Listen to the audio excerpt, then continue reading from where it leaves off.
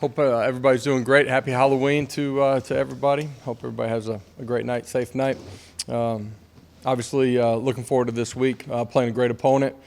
They got great personnel, all three phases of the game, and well coached. So, huge test for us, and looking forward to the week.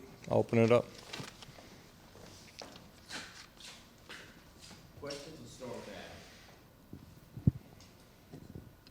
Yeah, Josh, I know you believe in winning with execution and preparation and those sort of things. I'm curious to know where confidence fits into that. Both of these teams have pretty good reason to have a swagger going into this game.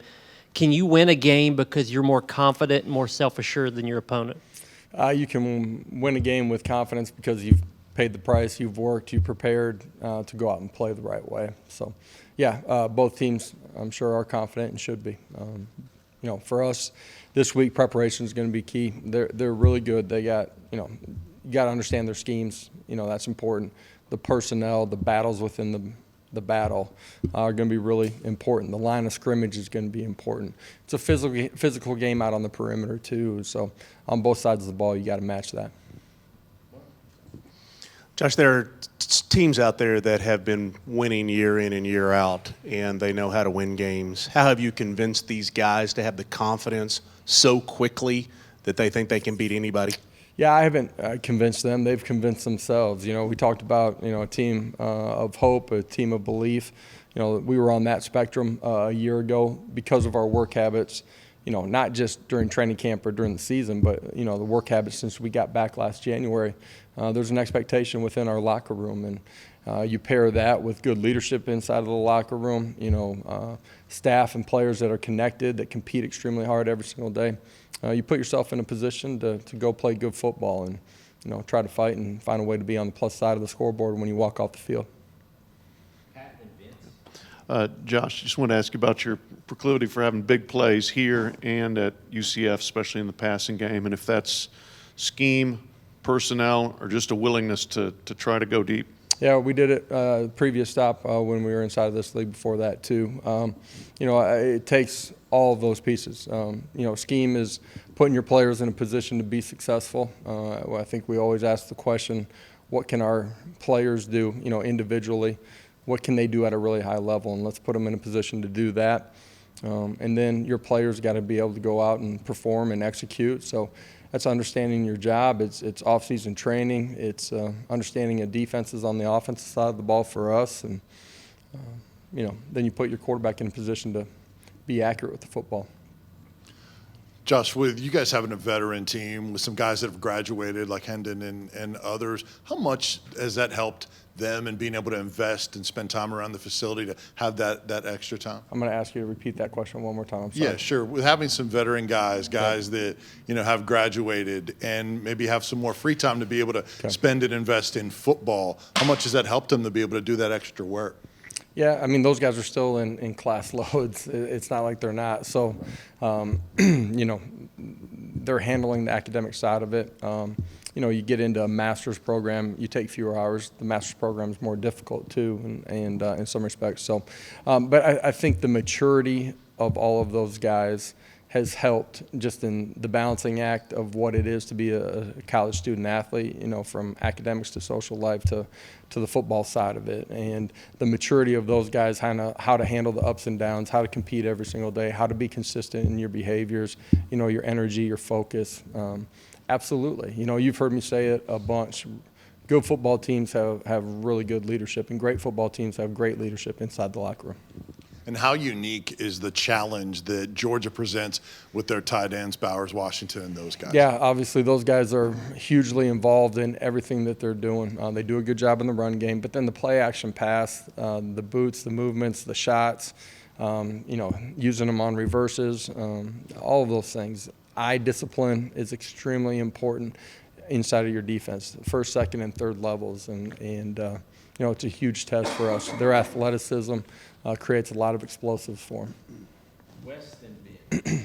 Josh, after the first quarter last year against Georgia, it seemed like that defense was able to kind of contain y'all's offense better than maybe anybody did all season long. Was that the caliber of athletes on that defense? Was that self-inflicted stuff? What led to those struggles there for a few quarters? Their personnel really good, and they are this year too. There's some things that we did too. In games like this, situational football, third downs, fourth downs are going to be critical in the way the game ultimately ends up playing out throughout the course of the game. We got to do a better job in a lot of those situations, offensively and defensively. Josh, just with Darnell, SEC Offensive Lineman of the Week for the second time this year, and a lot of draft buzz now because of what he's done this year, what has allowed him to take such a big step forward? Is it simply just him going back to right tackle, or what has he done within moving back to right tackle? It's the purpose that he's had inside the building, another year of maturity for him, just in football understanding, but also just like who he is and how he approaches the practice field or approaches the weight room. Been very intentional. He's gained another year of strength, so his power, his athleticism shows up in a different way than it did a year ago, and it was really good a year ago too. But you put all those pieces together, it lends itself to him playing at the level that he is. Speaking of Darnell, he seems like he's meshed so well with Glenn Ellerby. When you got here, and I know Glenn's been with you at different stops along the way, how big was that to have that kind of calming voice in that room, and just kind of talk about the job he's done as far as like building relationships with the guys in his room? Yeah, Glenn's a huge part of what we do offensively. He's smart, got a great mind, and is a fantastic teacher. Inside of the meeting room, his ability to help all of those guys grow in their football IQ, football understanding our schemes, and then fundamentally develop is why that group, has been consistently recognized within our conference for individual play, but collectively as a group too. And, if you're going to be good on offense, you got to be good up front. And for us, the run game is where it starts. And Glenn's ability to connect, get that group to become one. The offensive line units are a really unique unit. And you got to have guys that are selfless, right? Typically don't get a ton of praise. But they also have to operate, 5 guys as one. And their ability to be connected, be a group that loves being around each other, that love being in that room, speaks to Coach Ellerby's, ability to create a real cohesive unit. Josh, it seems like every game you guys are getting, your offense is getting different looks from the defense. Some of them you probably prepared for, some of them may be new based on film. But you guys are able to adjust, kind of pivot and adapt within the game. What does that say about your system, your coaching staff, and your players that you guys can sort of adjust and just keep on rolling? Yeah, for sure. That's always going to happen. Sometimes in what we do happens more frequently. It starts with Coach Golish's ability to see things up top. But, our staff, just having been in this together as long as we have, Coach Ellerby and I, third stop together.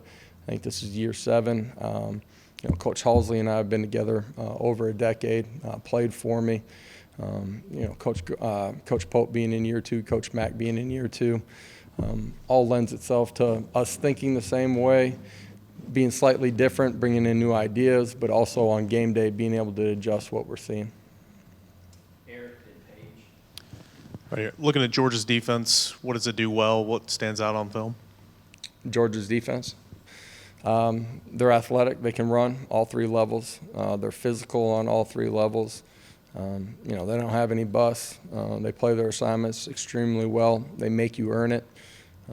It's a great test for us. You're going to have to win one-on-ones. That's out on the perimeter. That's in the offensive line, in the trenches. And you got to be able to sustain drives.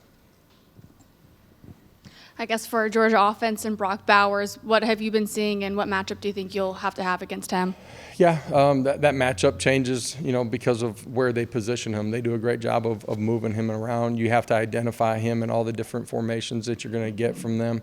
You got to have great eye discipline too, because of the play action pass and their ability to uniquely get those guys, him in particular, into situations where they create grass for him. You got to be able to handle the run game too. All those things play off of that. So line of scrimmage will be vitally important in this, but you got to know where he's at all night long. Coach, defensively, you had a bunch of injuries in the secondary, but still probably played your best game with pressure, run defense, and all. Where is that improvement coming from this late in the year? Yeah, you've heard me say it. Good teams continue to get better throughout the course of the year, and that happens as a unit, but that happens because individuals take steps, and we continue to get better. We got great coaches back there. Coach Banks, Coach Martinez do a great job in the classroom with those guys, and we'll continue to grow. Last week we were healthier than we were the week before. I feel like this week will be the healthiest we've been in a while. Josh, I know you guys see great talent every week, but Georgia got You do in this 88 league, yeah. Georgia got number 88 back for this game. Can you just talk about the impact that a guy like Jalen Carter can have? Yeah, athletic, disruptive. Is great on third downs, rushing the passer, but is explosive and dynamic and changes the way the game's played. If you watch the video when he's healthy, on normal downs too. Versatility from him. He can be a problem. Josh, how long did it take, whether it was looking at film or getting Hooker on the field, where you could see that he was a great fit for what you like to do offensively? Yeah, I think Hendon's development since we've gotten here is a great story too, and that's as a leader, especially this off season, just being comfortable and confident in his own skin. But from the first day that we got here, or the first day of spring ball, to who he is now, just fundamentally, completely changing, who he is. Platform in the pocket, the ability to subtly move in the pocket, find the soft spot, keep his eyes down the field, be in a good position, deliver the football. His motion become way more consistent, which has allowed his accuracy to improve. But then you pair that with his football IQ, understanding of what we're doing, and then understanding defenses at a completely different level than when we first got here, has allowed him to be extremely decisive. His eyes are in the right place.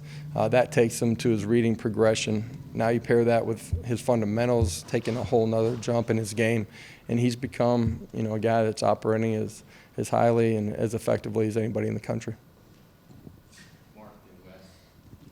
Josh, the home fan base is obviously giving you a home field advantage, unlike pretty well anything you've ever seen. How do you prepare your offense to go to Georgia now, where they're going to be very similar? Yeah, for sure. Great environments. That's why you come and coach and play in this league. You want to be in big-time games, and there's something unique about being on the road and facing that type of environment too. It's fun and exciting. So, we'll practice with crowd noise like we do. When we're at home, we practice it as well. We just do it with the defense because they got to learn how to communicate through it. So, we'll be try to prepare for that and be ready to handle it. We obviously know that it'll be a great environment. I guess, Josh, Saturday would have been the first time, I guess, that Cedric got cut loose in a game-like setting there for a few snaps and everything. How do you think he handled it when you watched it on tape, and how does he feel afterward? Yeah, I think you could see what it meant to him to be back on the field with his teammates after his first or second catch. You could see the emotion come out. Thought he played extremely well. Just watching him run out there, he was fluid, natural, playing at full speed. Really like what he did, and obviously we had a plan. He practiced for a couple of weeks, full speed, before he got on the field. We kind of had a pitch count on him this past week. He'll be ready to roll this week. Yeah, what have you thought of the way that Stetson Bennett has played, and how have you really seen him grow since even the last time you guys saw him? Yeah, confidence, from just the first time that he got on the field to who he is now, complete confidence, command in what they're doing offensively. He's got great playmakers around him, does a great job at distributing the ball. I think he's undervalued in some respects with his feet. He's explosive, he's twitchy. When it's not right in the pocket, he extends plays. That can be him throwing on scrambles, but also him taking, tucking the ball and making plays. He made a couple against us last year that changed the game. You got to do a great job of bottling him up. All right, thank you, Coach. We have players shortly here, quarterback